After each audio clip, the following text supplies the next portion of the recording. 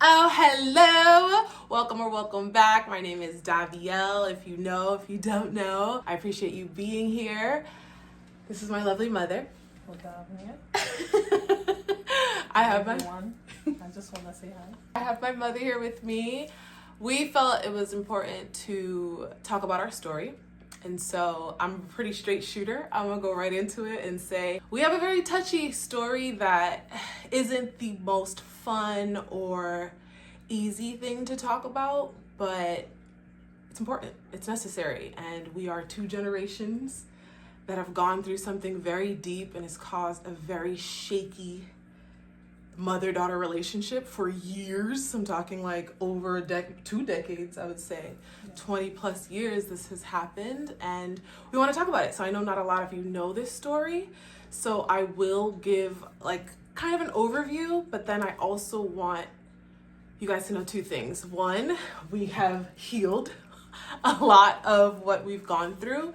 And of course, healing is ongoing, but we've really worked hard these last couple of months to come together because we were separated for about 2 years. I ended up leaving, walking away, and then God guided us right back to each other. And I've just been getting intuitive nudges to finally talk about what we've gone through. And we actually didn't practice this. We have no real rehearsal. I don't have any questions written down. It's just both of us talking sincerely about what we've gone through, about our story. And we know that others have likely gone through something like this, so it's important to share and to speak vulnerably. So she's agreed to do it. I'm not forcing you to be here, right? Yeah. Yes? No, Oh, okay. no. Oh my God, don't say yes. Yeah, this is my choice. Yes, Yeah. she has agreed to, and I feel really grateful. I've talked about it many times. You've talked about it how many times? I mean, So many. Too many. Yeah. too many. Okay, Yeah. but not necessarily in front of a camera. Yeah. And the reason why I'm doing this because I want to help those who've been in this position. I want to make a difference because I feel that your voice is important. It is important to express, to speak your truth. So I am here to help those who are in a silence and can't really put their truth out to have the courage to do it. This is not easy for me to sit here and do this, I know. but I want to help the world, the community, to open their eyes, to stop being silent and speak their truth as much as possible. I love that. Okay. Well, hey, I think I've been talking out a lot, and so for you to step up and be willing to do this means the world to me. I know it's not easy. She's expressed many times, I'm not excited, but I'm gonna do it, and I'm like, I get it. I'm not so excited, but there's a part of me that is, because I think this matters to speak about. So we'll stop running around in circles and kind of get to it.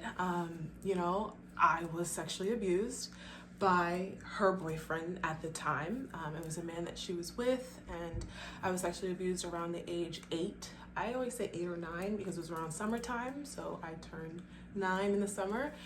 And this man sexually abused me for years. And there's parts of the story that I'm sure I might even learn today, because when you're kind of talking, you're gonna remember certain things, so this actually might be helpful for us to go over again. But I was sexually abused by him, and there are parts of the story that me and her talked about with the sexual abuse, and then there are things that she didn't necessarily feel comfortable talking to me about later. And so let's just dive in, right? Let's just do it. So I guess the first thing I'll ask is, what was your relationship with this man? And we're gonna do our best to not use names, but what was your situation with this person? Let's start there. My relationship was, it was my boss. He was my boss. I was working in the job for him, and I was in my 20s, and many times I would go to work crying for all my obstacles that I'm going through. So he was one of the person that volunteered to help me get through this. Because he volunteered and I didn't have any other support, I opened my heart to let him help me and my children in general. Mm-hmm. And then we were not in a relationship at the time, but because he had helped me so much, he has done for me so much for me, I felt like I owe him to be in a relationship with him. It was very hard for me to say no, he's not my type, he's not for me, because I was in a place where I felt like I owe this guy.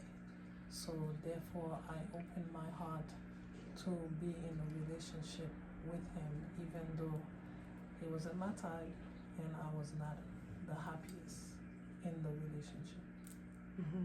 Okay, so then let's get into it, right? Because you were saying you got help from him, and one thing that we are spiritual beings. We're very connected to God, and we talk openly about spirituality, and so the help that she's talking about is a lot to do with spirituality. I was basically going through physical things, not necessarily spiritually, going through a throat problem. I couldn't swallow well, right? It was like swallowing. I was about 8 years old, and I would come to her in the middle of the night crying, I can't breathe. I feel like I can't breathe. What's going on? And it would be a consistent thing. I assumed you were very panicked. Yes. It wasn't easy to hear your young child talking about that. And at the time, she had knowledge about spirituality and attacks and spiritual people doing things towards me.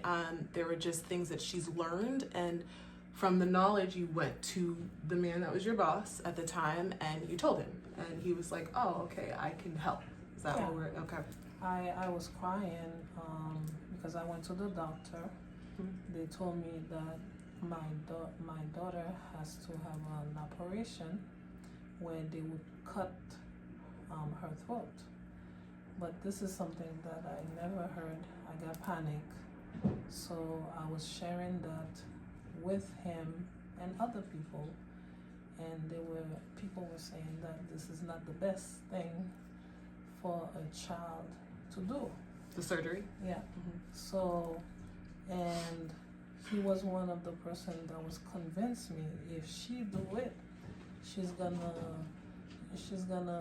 be handicapped, something like that. Yeah, like handicap, yeah. Like a handicap. She would be talking in a machine. She would not be able to really speak anymore, and it would be extremely bad. And before that, I was working at a place where I did see a man who had like a machine that was talking for him, and I was shocked. I didn't understand, and I saw a tube in his neck going down, and that was really painful to see. So when I found out that that was the same thing they were gonna do to my daughter, I was crying at my job, and I didn't know what choice to make, what to do exactly. So this is when he came and told me he knows exactly this is what's gonna happen to my daughter, and he can help me. And I opened to him for his help. Okay. So, as a very mature 8-year-old, you always said I was very mature. The one day she sat me down and she said, look, to treat you, help you heal, help you to do better in life. Basically, you kind of gave me a long detail. We were very close at the time. And she just sat me down and was like, this is what I'm being told you need to do in order to get healing. And the explanation, I remember it very, very vividly. The explanation was, he has to go into my vagina and take liquids from my vagina with his hands. And I was like, what? I was very confused, but she broke it down to me. You broke it down to me, and you were just like, yeah, this is what you need for the healing. And I'm just like, okay. And then she asked me, do you agree to this? And I was like, very shaken, but I eventually said yes. I was like, okay, sure. Do you remember it the same way, right? Yes, I remember. Yeah. And so after I say yes, I believe that night he came into my room. I believe you were with him, I think, the first time. I always don't remember that, but I believe you were with him, I think, the first time. And he did it. And that was basically just his finger all up inside me. And that was done. Then she sat me down again the next night and said he didn't get what he needed to get, right? He said he didn't have what he needed. He needs to do it again. And this time you didn't come in the room. And so he used his fingers again and he did it. And I think a third time now we had to talk, and you can tell that part because that was a tough conversation with us, I remember. How do you remember it? Yeah, when he told me there was a third time, I was very angry. I was very devastated, to the point where I felt like this was going a little bit too far. So I came to a point where I didn't know what else to say and what else to do, how to stop this from keep going on and on. So I was so scared to a point where I accept again. Right. So, But this time he said the fingers weren't working and that he needed to actually have sex with me. And as a child, I understood sex to a certain degree. You know, when you're young, you got your cousins and people talking about it, and I had to take a deep breath. And I remember it wasn't easy for you to tell me, but eventually you asked again, and I said, yes, I'll do it. I was very distraught, but I wasn't the child. I don't think I cried. I don't think so. I don't remember crying. I just remember being strong and say, well, if this is, I think I believe saying, if this is what I have to do, then yes, okay, I'll do it. And I believe that night he came into my room, and he always told my mother, by the way, to let us sleep naked, because I have siblings as well. We needed to sleep naked because he needed to put oil on us. That was his healing techniques to help us in life, right? That was a continuous thing he would do like once a week. And so I was already used to him coming a little bit because it started recently, like the timeline, I'm not sure, but he was very into just, we need to be naked in bed, basically, so he can do what he needs to do. That's how he can heal. And he was very clear to have me naked this time because now is the sex part.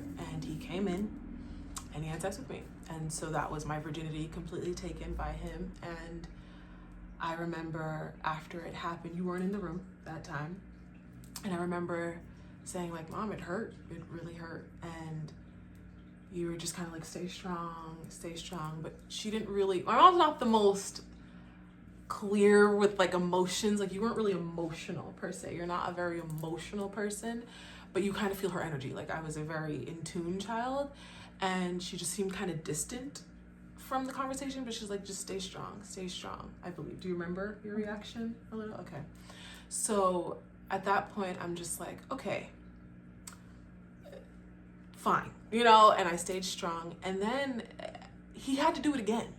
And I don't know after that if we had a conversation. I think you just made it clear that he needs to do it until it succeeds, like until he has what he has or needs to do. I don't know, honestly, till this day, I'm not sure. But he was now coming in maybe the second or third time to have sex. So now it's sex happening. And by the third time, or a few times, I don't know how many times, I was just like, okay, you know, this is painful, but it's getting a little better. I was trying to give my mom an update. And at that point, I felt like you shut down. And I've talked to you about this. You kind of shut down and you didn't want to talk about it with me anymore. And it went from a team thing where me and her were talking a lot to her not really being able to speak about it. And so I didn't know what to do. I would say like, oh, it doesn't hurt anymore. And she was like, okay. And she would kind of avoid it. And so it became a thing where he was consistently coming in my room because he would come over at night sometimes whenever he had a key. And at that time, were you guys together, like a relationship? I would say, I don't know. My relationship was not something that I say yes, I'm in a relationship with. It was something more like because he's helping me, so he just automatically put himself in a relationship with me, and I felt like I was in a very stuck situation, a stuck relationship. So I had to try my best not to think too hard and live with the consequence of him in my life and not being able to really speak my truth. As my relationship was, as I was in a relationship with him, I started to feel a little bit scared. I was learning who he was, what kind of person he is, what he's doing. So now I'm starting to feel scared. And I guess he was able to see my fear in me. So there were things that he was telling me to even bring more fear into myself. Even though this was going on, I wasn't happy. It was so hard for me to get out of it. I didn't know how to get out of it.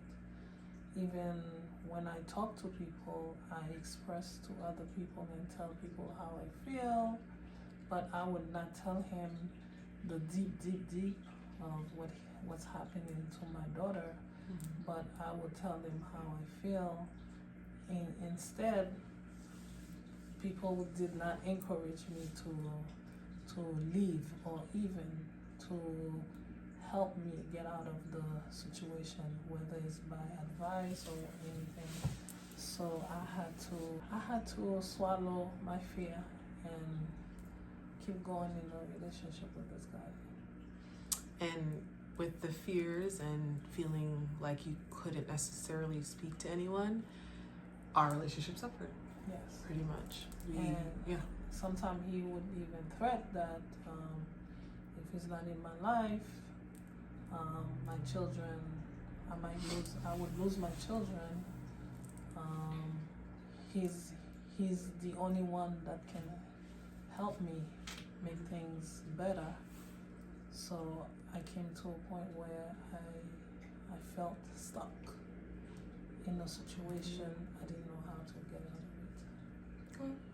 And so I guess my question to you is, why did our relationship end up suffering? I know we've talked about it, but what do you feel now that we've talked about it so many times?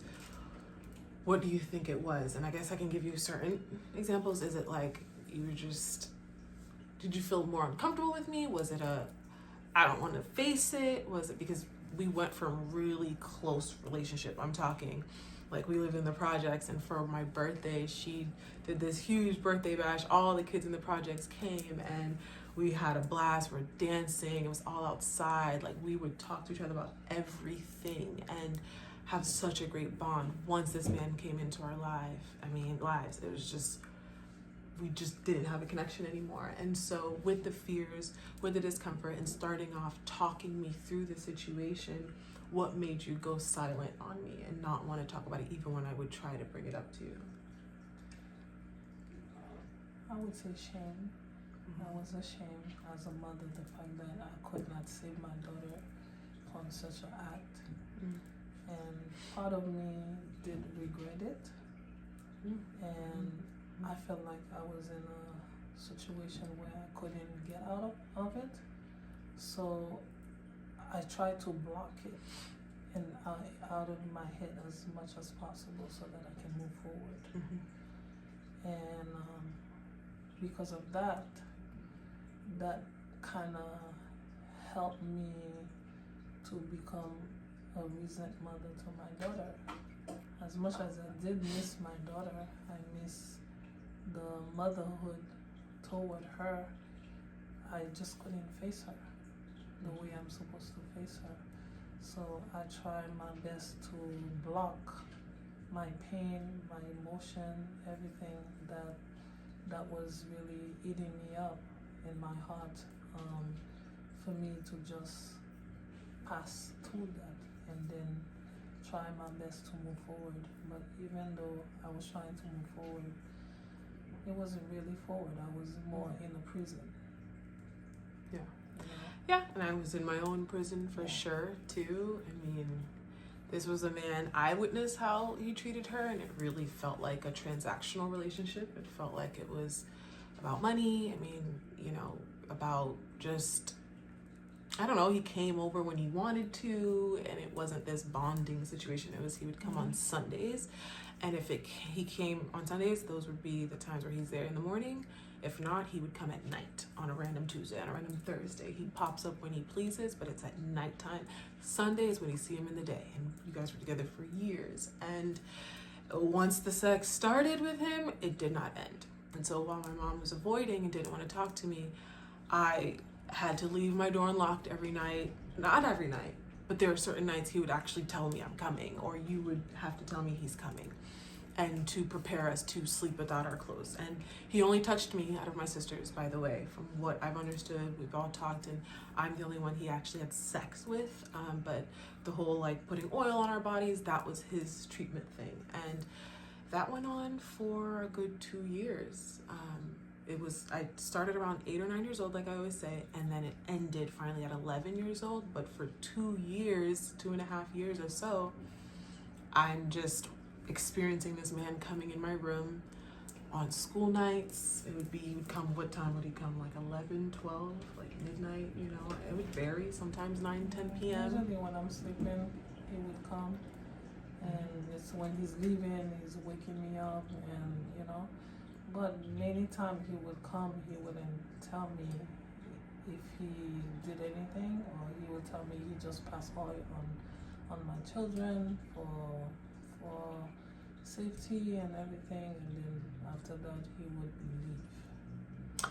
And so while she's thinking or saying that she's not told if he's coming or not, or you know, not knowing, I'm the child that's silently experiencing this and thinking she knows that he's having sex with me this whole time. And we've talked about this where I feel like you knew, you did feel it, you had a feeling. I had a feeling, but I didn't want to face the feeling. I was so scared to the point where I couldn't face it. I couldn't face my daughter. I couldn't face the feeling that I was feeling also. And so this built a level of frustration. Anger. I had a lot of anger toward this man, but I was so scared to take action. Yeah, and so, like I said, 2 years, he just relentlessly came over. Whether I had school the next day, I basically got a level of peace when I had friends come over. I would have a friend that was constantly coming over, sleeping over, and that was kind of my like escape. I got to have her come and enjoy, and he wouldn't come, or if he did, he would not come in my room. But if I was alone and he knew I was alone, if, you know, he understood, oh, it's important, I need to come over, it would happen. And so now, after the first year of it happening, we then moved to another house. So we go to another town, which is further away from him, and he's still driving, like there and back, it's about 45 to an hour. He would still do the same routine, come over, have sex with me. And it came to a point now where he gave me my own phone, and so I would tell her now in the future, of course, I'm telling her like this man treated me like I was his girlfriend. It felt like he wanted to be in a relationship with me because he gave me a phone. He's calling me at all times, telling me he's coming over. When he'd come over, he would be laying in my mom's bed and tell me to come next to him too. And I would say you supported it. You knew that I was laying next to him. And I don't know if you encouraged it. I don't remember. I think you'd be like, yeah, go lay down with him. But I don't know. Do you remember that? There were times I I did believe everything was over. He was just doing the oil situation. I thought everything stopped. He understood that it was just a treatment, and then things just stopped. I had no idea stuff keep going on and on and on again. But I thought that my daughter,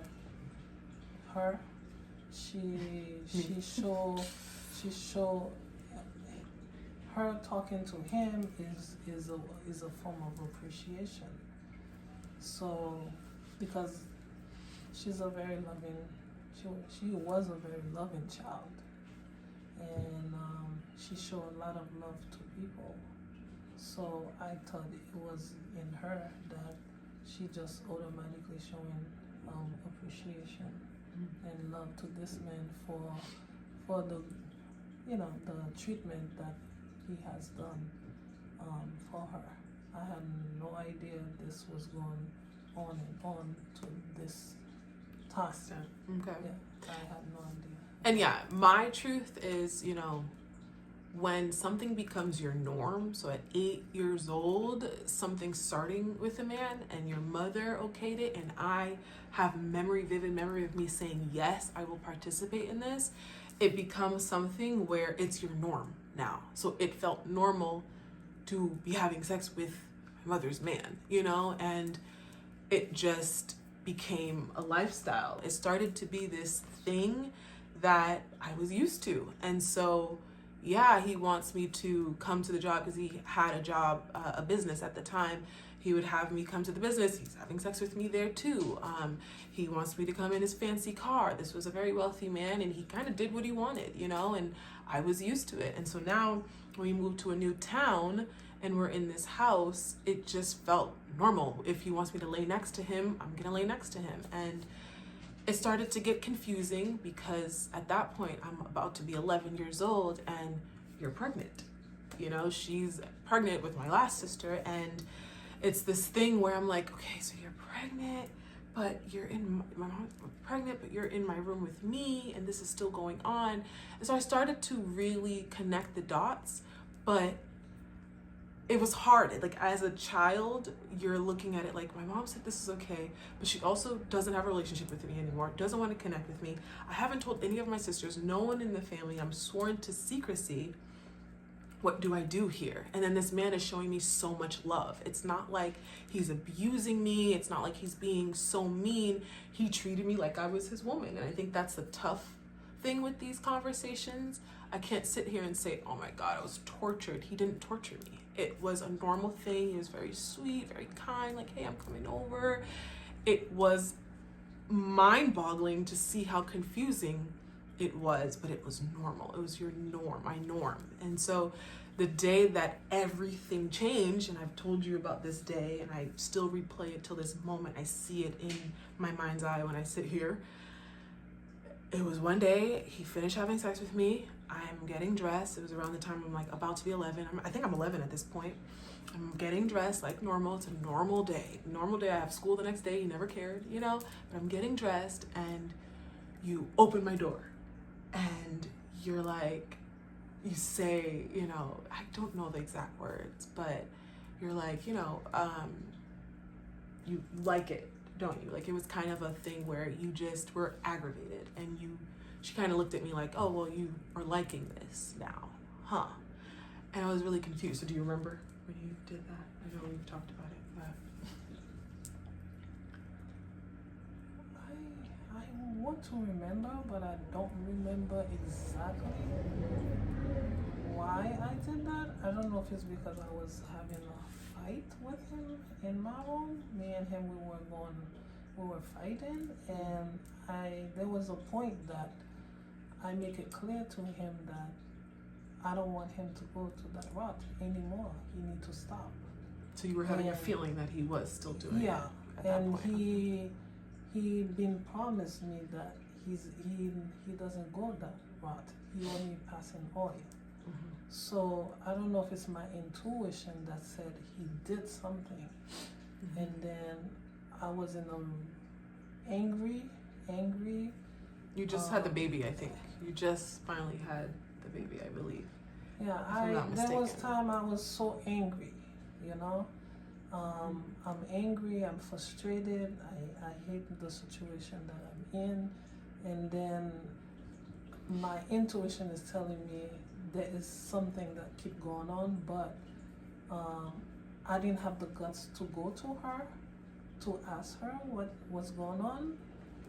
But at the same time, me and him, we having very vivid fight about the situation, and then he's telling me that he's not going.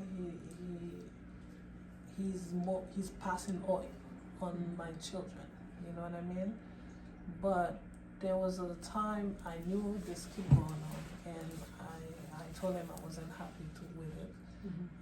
But there was a time, a limit of time that I was like, this is enough. Enough is enough. You know, so. Yeah, and I think for me, in that moment, I got the anger from her, and at least before our relationship was not good, but we were cordial. You know, it was like, we can get through.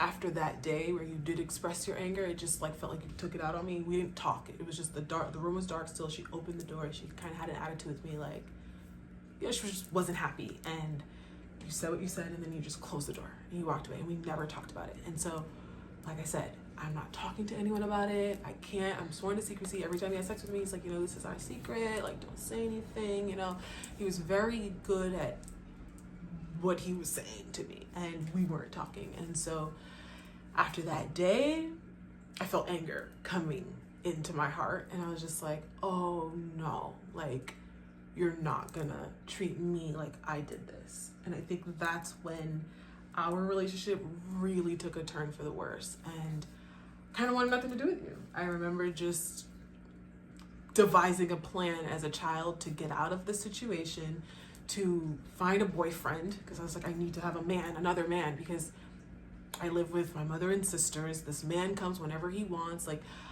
you know, none of my family I don't feel like I could talk to. They weren't the type of family that you could talk to, I'll tell you that much. Not the most supportive or warm people. I just didn't feel like I had any outlet. And so I was like devising a plan. I'm in my room like, okay, and I finally meet this boy at school, and I'm like, okay, he needs to become my boyfriend. I need something. I need to just like get out of this. And finally I ended up getting a boyfriend, and we're starting to, and at that time I'm getting friends. Like, I'm just going wild because I'm like, I can't do this. Like, I feel like I'm living in a box. I'm suffocating. Now I'm in middle school and people are talking about sex. I have to act like I don't know.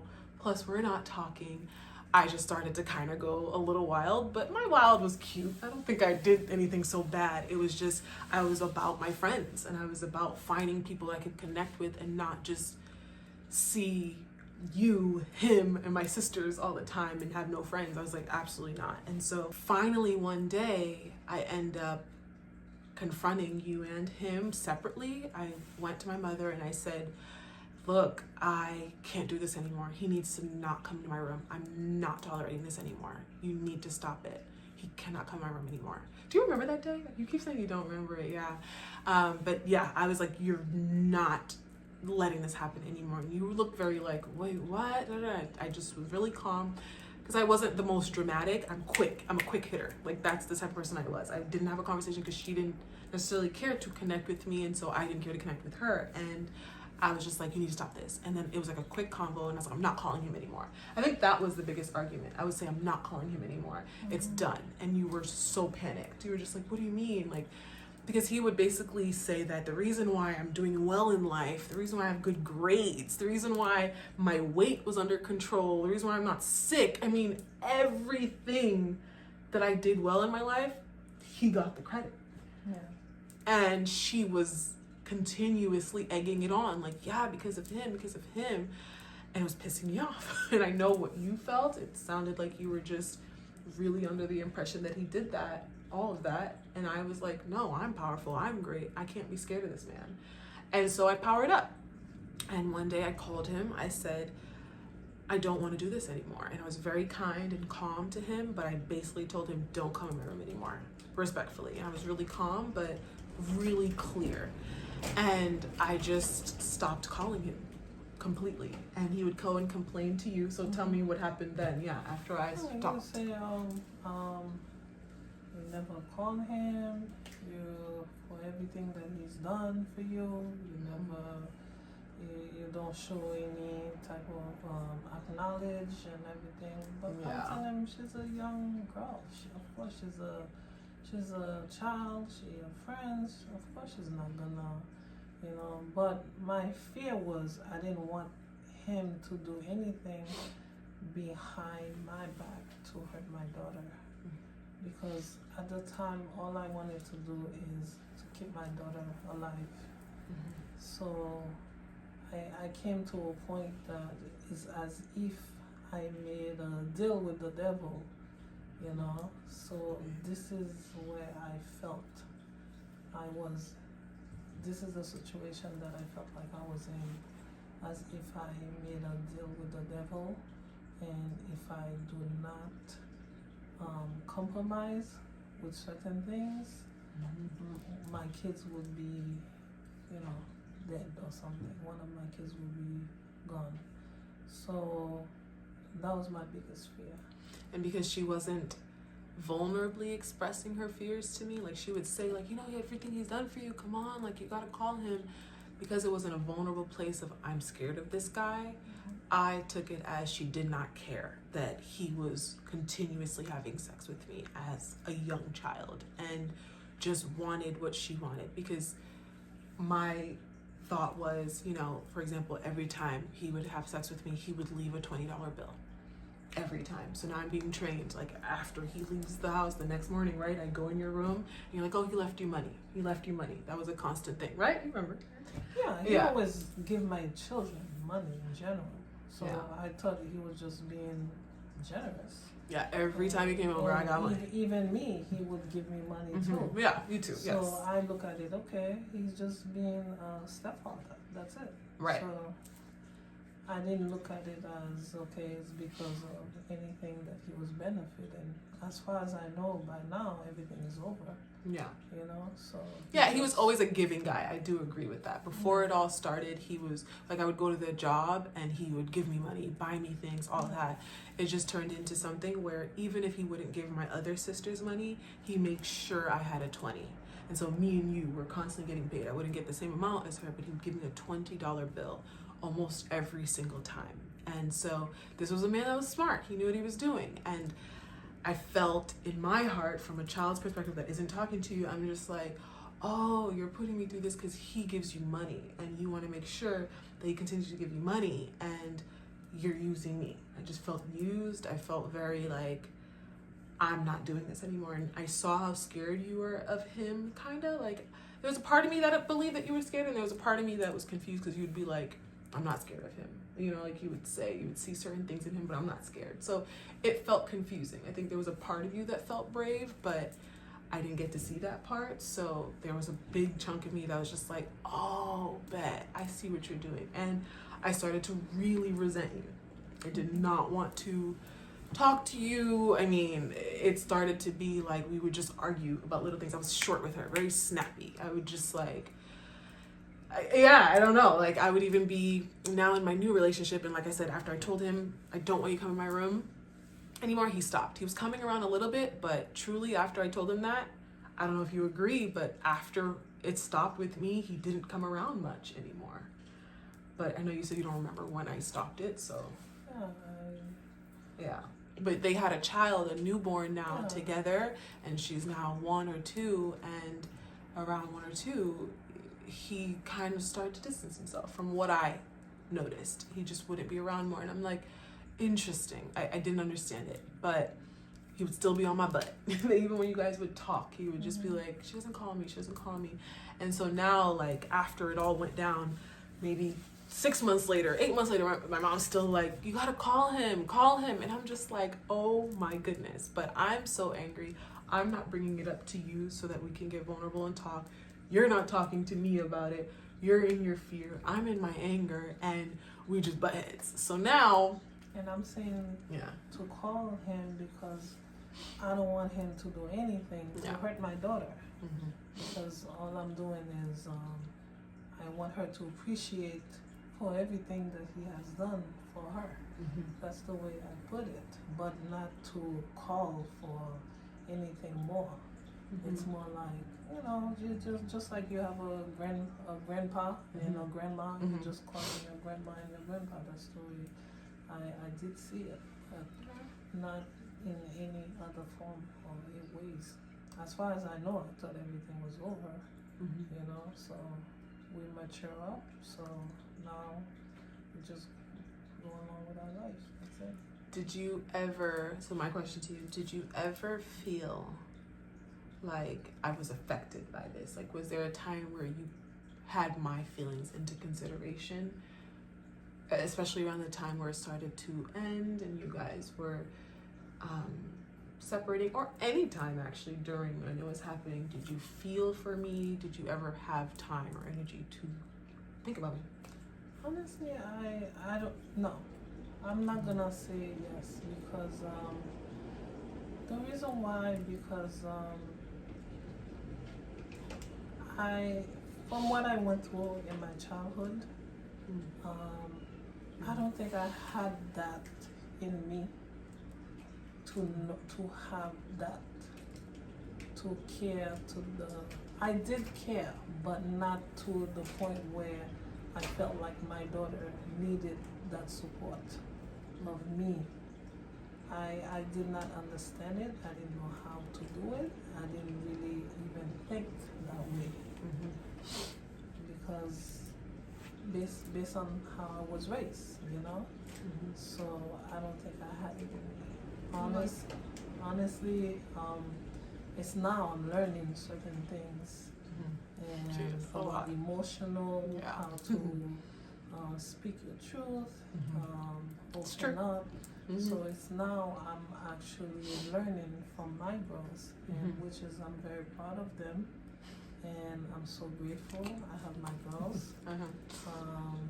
They really teaching me a lot, and I pray God. A lot of mothers, they take the time to listen to their children because their children can teach them a lot. Yeah, it was hard for you to listen to us, for sure. It was hard. Yeah. It was hard because I was not raised to listen to a younger person, like a child. My children, the way I was raised is I'm the oldest. I am an adult.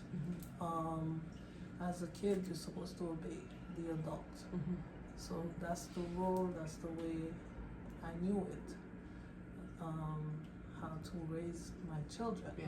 So now I see where there was a lot of gap in our relationship. A whole lot of gap. A lot of gap. Yeah. And I truly believe I had great kids.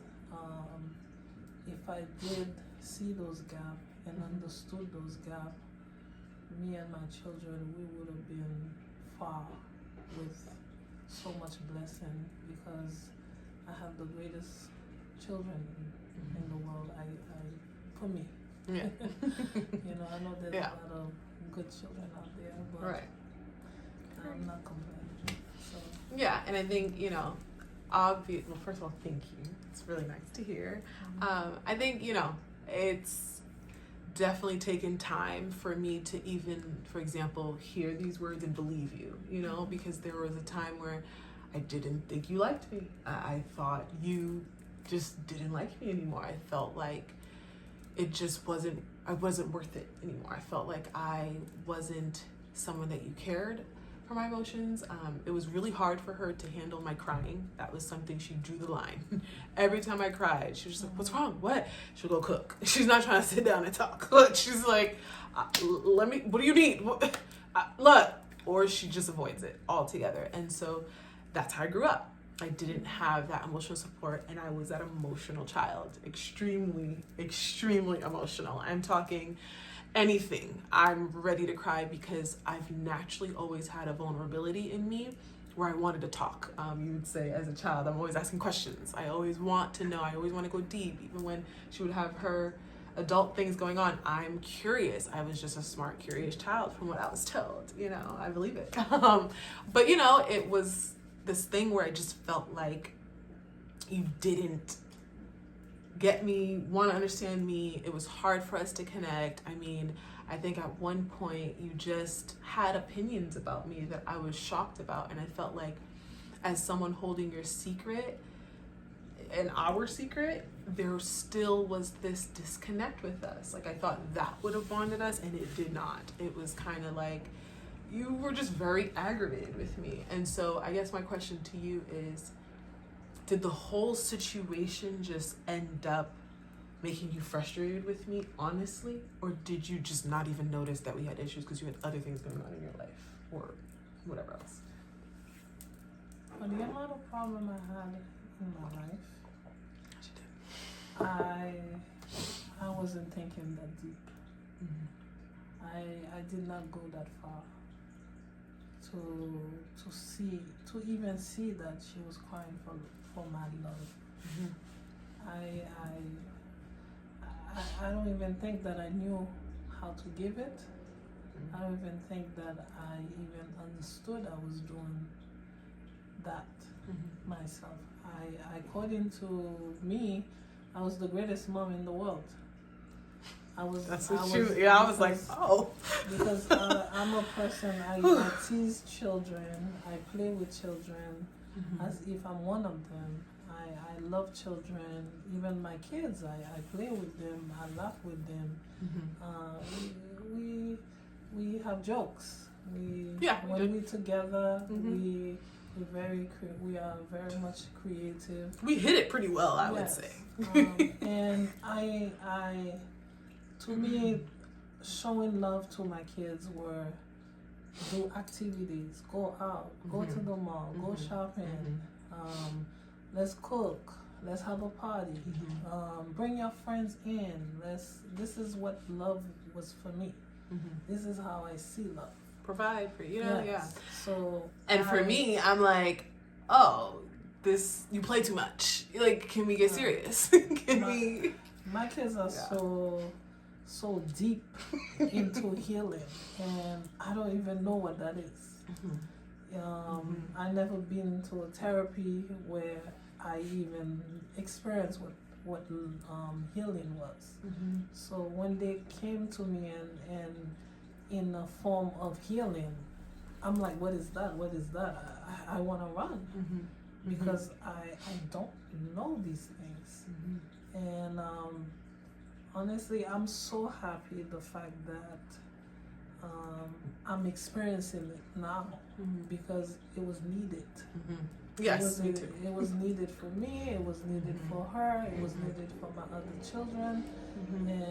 And I can tell you, with the healing that my daughter is doing with me, within her sisters and everything, I could say that that's the most happiest time of my life. I can agree. And those are genuine, truthful happiness. Before, my smile, my laugh was a pain. It was something that I was hidden so deep that I was exposing out there to let people know that I'm living a great life. But deeply, I was in so much pain. I was not healed. And now I can say, when I smile, when I laugh with joy, with true joy. And that's because of this amazing daughter. And I have another one. And another one. Yes. So they are strong, amazing. They didn't go to college to learn to become a therapy, but it was therapy, or whatever. Natural. They naturally was like that. Even when she was going through it, she was trying to heal with me. I just didn't recognize it. I was gonna actually bring that up next. I didn't recognize it. Instead, she became a bother because with all these questions, why are you asking me all these questions? You're a child. You're a freaking child. Just be a child. Be happy. This is the way I used to see it. So. And that broke me because there was something in my heart intuitively. I understood, I love this woman. Why are we at odds? Why are we not bonding? Why are we not talking? And I could only fake it so long. Like, yeah, I could have fun with you, and I was still showing up for her. I mean, it's funny how God works, truly, because now I'm out of college and I end up getting her a job at the job I'm working at. So now we're working together, technically, even though we don't see each other all the time, because she ended up being at one department, I was in another department, but we're working together and I make sure she's with me. And then I end up getting another job and I still end up seeing her at that job. And we always seem to come together, but we couldn't see eye to eye. Yeah. And so I end up moving out finally, and we're definitely not on the best terms. And it wasn't until things got a little rocky when I was in that apartment that we came back together, and spirituality brought us back. And I'm not gonna get into this too much, but you know, we ended up having an uncle that said he can heal and help all the problems we have in our life, and he took advantage of us as well. Similar thing, not the same, sorry, I can't say same, that's wrong.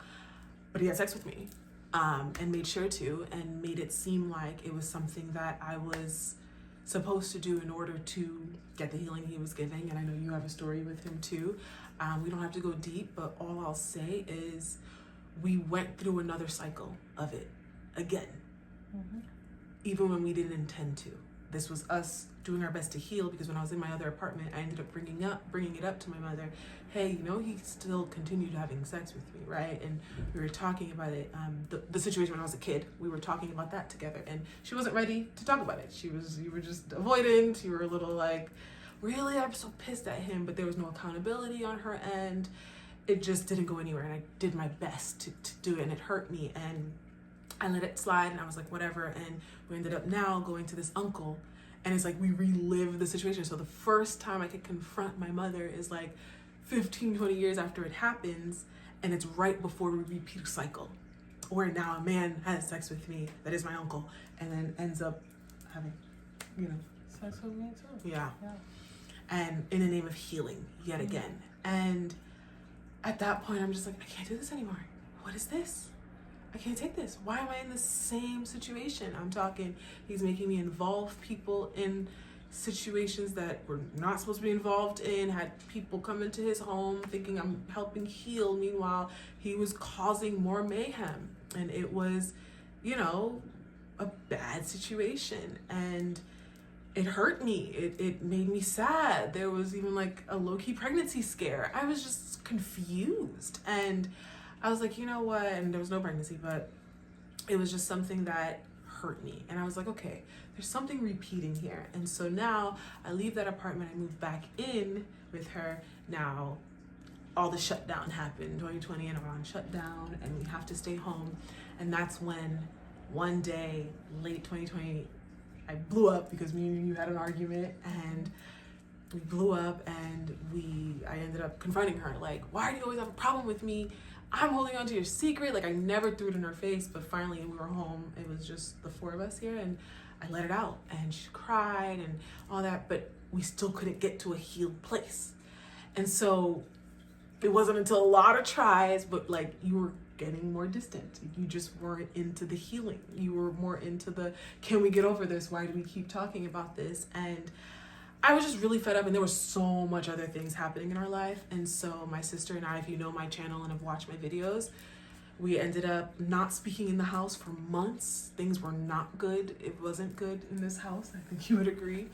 And by 2022, me and my sister were like, we can't do this anymore. Like, there's spiritual attacks happening. Plus, me and my mother can't heal.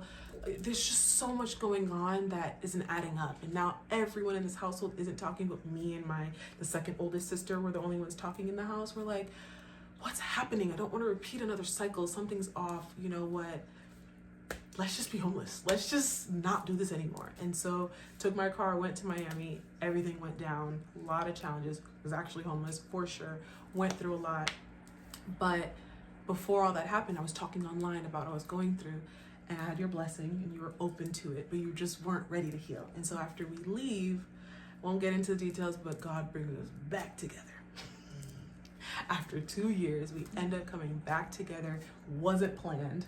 We thought it was just, you were manifesting us to come back and you wanted it, but I was like, look, I gotta let it go. She doesn't want to heal with me. I didn't want to force her to, is what I felt at the time. That's when I had a lot of thinking. I was After we left. I got a lot of thinking, and I meditate a lot. I pray a lot. I try to sit with the situation that was going on in my life, and that's when I opened up to healing.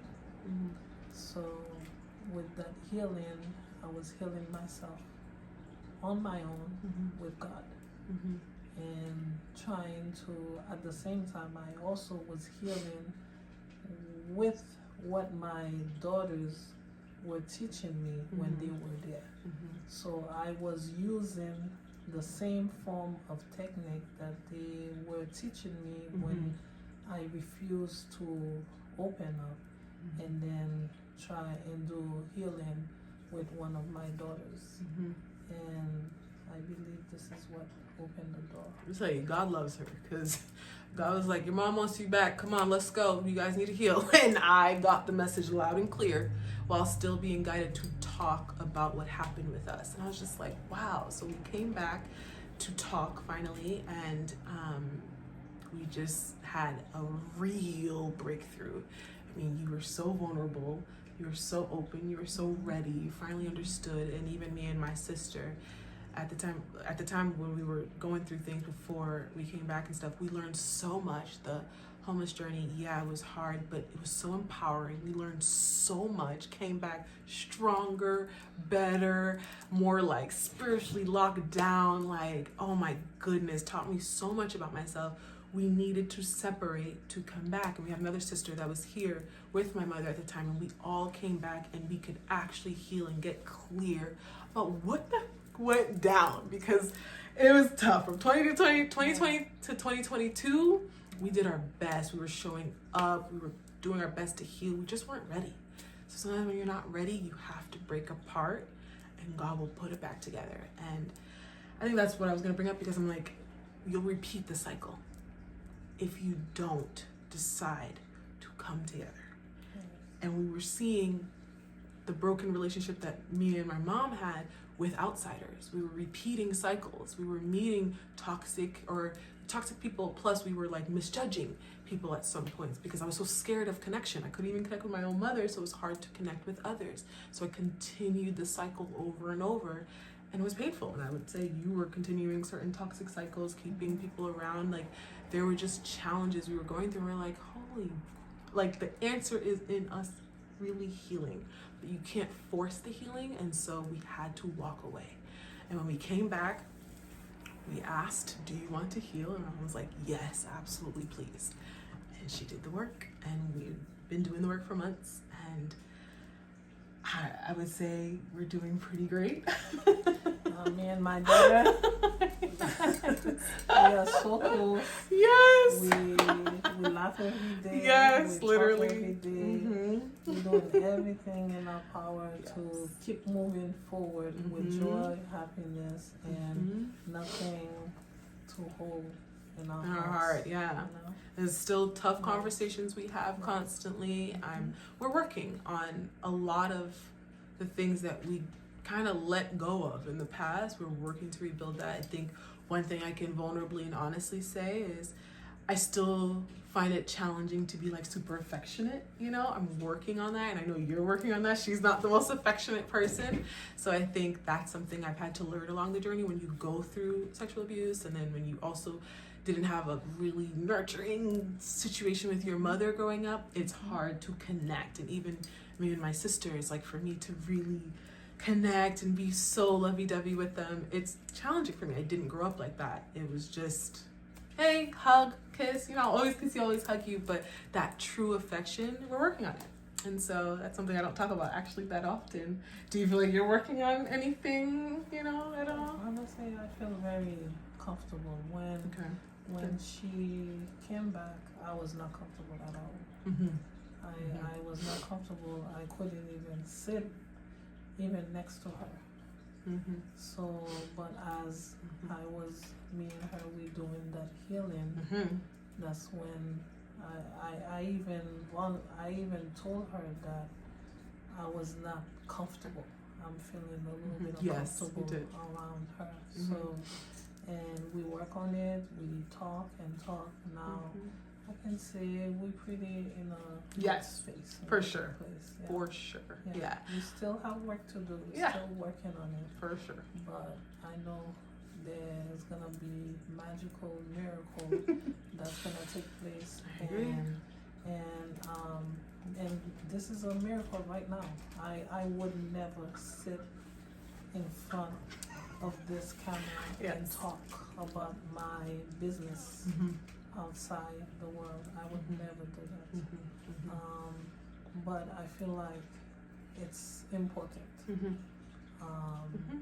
If Yeah. I want to make a difference in the world, I would love this situation, this issue to be something that people need to speak. I agree. Okay, because she have hers, me I have my own childhood trauma too. So it's a lack of speaking our truth that cause so many cycles are going on in our lives. Seriously. So for me to prevent that with my children and to help others yeah. come out Yes. of this situation, this is my truth. Yeah. I'm speaking. And I really appreciate it because I think it's not easy to admit this stuff, you know? I think it's so needed and I feel very seen by you. I feel very loved by you. I feel very, feel appreciative because you didn't have to do this, but to know that this could help anyone. I think at the end of the day in a story, there's two sides to the story. There's always going to be perspective, and at one point I didn't have your perspective, and I didn't even have the energy or the heart to see your perspective fully. But it wasn't until we really took the time to do it that I could and say, oh no, forgiveness is necessary, understanding is necessary, and I want to hear your side, and I want to get to know why you did what you did, and why even I reacted and did what I did. You know, I think sometimes it's like when two people could just sit down and have the conversation, it sounds that easy. But sometimes it's not, especially in the time we were in. No one was doing this. No one was talking so heavily about healing. It was just go to therapy and talk privately. And I think it's a whole new world. And so, you know, I didn't know I'd be doing this in front of a camera either, but I've gotten practice since 2020. So. Actually, there's a big difference when you talk it out in open and when you talk it with one individual, and because you never really release the pain, you still carry that pain. And the fact that I'm doing this, I feel a level of relief. And the fact that I admit to my daughter a lot of things and to my other daughters, and we sat as a family and talk, I feel much relief because now I feel like I don't need to hide. All I have to do is speak my truth. And usually when you speak your truth, you prevent things from going on and on and on as a recycle. Yeah. So if you want to get out of a certain recycle, you need to speak, you need to share it. Please. And I know there's a lot of people who doesn't believe in putting their business out. Especially the Caribbean, you know, community and all that. Yes, this is extremely. This is the most powerful healing. Honestly, this is the most powerful healing. Tell 'em. When you speak your truth, when you put your truth out. The secrecy is what gives the secret power, you know? Yes, you give the darkness power Yes. to keep going on and on and on.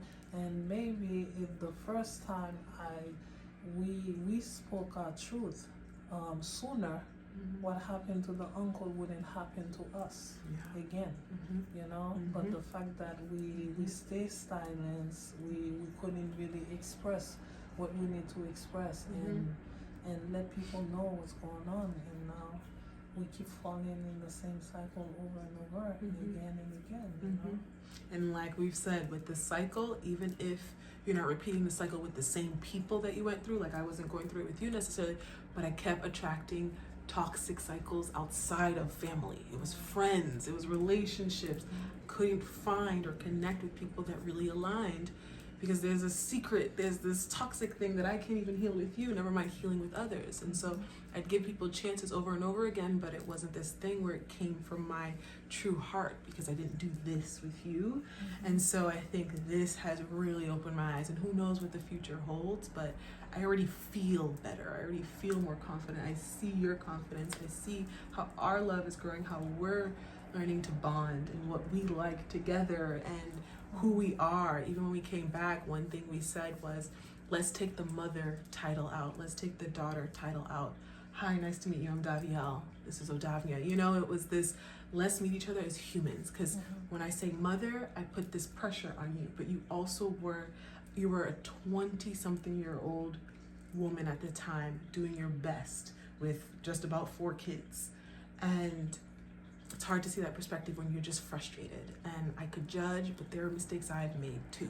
There are things in my life I've made out of fear, out of thinking this is the only choice. And so I was judging you hard, and I stopped. I was just like, hold on, I need to see your perspective. And my journey, the homeless journey, helped me to see perspective too. It's like some things you'll avoid to not have to go through it again. So I could talk for hours, because this is such an important topic to me, but I feel like we covered a really good chunk of information with this. I think this is something I will always heal through. Having this happen to me, it shakes me in different ways in my life, but finally, for the first time in my life, I feel like I have a good hold on it and it doesn't run me. I used to hear people talk about sexual abuse or see it and my heart would tense up or something, and now I can say it so confidently, like, yes, this is my story, yes, I've been through this. Anyone asks about my mother, yes, we went through something tough and we're overcoming it, and I think that's powerful. And one advice I would like to say is that when you are doing healings with your whoever you're doing healing, don't be afraid of anger, anger and crying, because a lot of people have fear of crying, expressing. Don't be afraid of that. And believe me, when you cry, this is the best thing in a healing. Music to my ears as the crier. And believe me, the anger is another form of healing also. But the only thing is, don't let the anger take control of you. Yeah.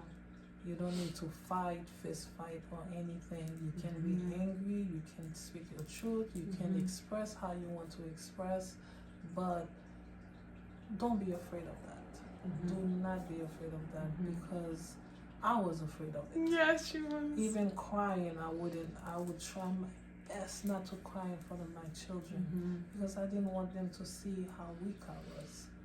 But with this healing, I cried like a baby, and I didn't even realize how much tears I had inside that I had to put out.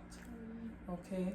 So if you guys really want to heal, or whoever's going through something that is harsh, please don't be afraid to speak and speak it out and cry about it and confront that person.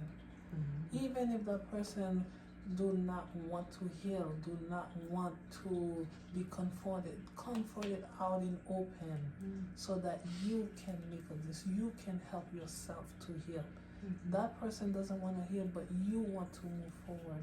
This is the advice I would like to give you all, because I went through it, and believe me, it's such a relief, such a relief. Wow. And I'm very grateful for my girls for teaching me that, giving me that strength to do it. Wow. See, this is why this is so important. I don't get to hear this side of you, you know? Like, I see it. I see how grateful she is. And one thing that we've talked about kind of recently is just like, we're a team. So anything we're talking about, I'm not attacking you.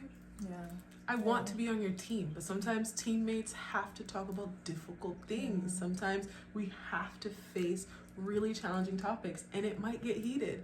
We respect each other enough to not disrespect each other. You know, if disrespect comes in, that's a problem, but we haven't had that issue because we're on the same team, and we can agree to that, and that's really helped us take a deep breath and be like, okay, we're good, you know, and we've come a long way. I think you've really found that valuable, and I've found it valuable too, because you'll forget sometimes and you'll feel attacked, or you'll feel like, well, you're not seeing my side. It's just like, no, we're two different individuals.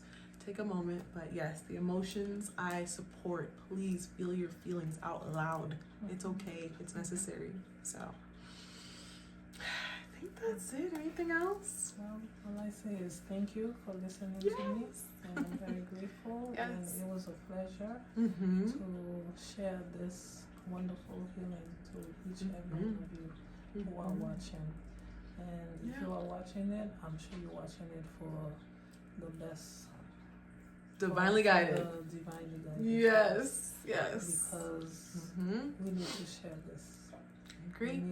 We need to step up and speak our truth and show emotion. Don't be afraid of it. Just express, and you will see a big difference. Wow, I feel so proud. This is beautiful. This is like, you've come a long way. I've come a long way. We've grown so much. I'm grateful. Thank you again for doing this. Can I have a big hug, please? I'm so grateful. This was necessary. Thank you for being here. If you made it this far, I'm grateful for you. This wasn't easy, but it was necessary, and it got easier because this is just our truth. We're not hiding anymore. It's not, oh, you're telling too much. I've done the hiding before. We've lived our life just keeping it a secret and act like it never happened. Let's talk about it. I'd rather help someone, one person this helps. I'm grateful. Yes. And this is already helping me because we get to see how far we've come. So I'm impressed, you know? It's already helping me, sharing it with you. Exactly. So once again, I'm Davielle. My beautiful mother has made it. I'm so grateful that she came. Thank you. I appreciate you being here, and I will see you on the next one. When I post is when I post. Y'all know how I do. But I appreciate it, and I'll see you on the next one. Bye. Bye.